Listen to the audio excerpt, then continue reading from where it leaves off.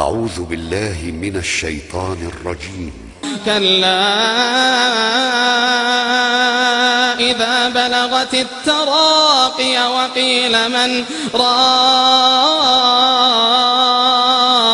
وظن أنه الفراق والتفت الساق بالساق إلى ربك يومئذ المساق كلا إذا بلغت التراقي وقيل من راق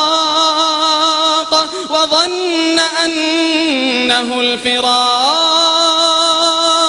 والتفت الساق بالساق إلى ربك يومئذ المساق والتفت الساق بالساق إلى ربك يومئذ المساق فلا صدق ولا صلى ولكن كذب وتولى ثم ذهب إلى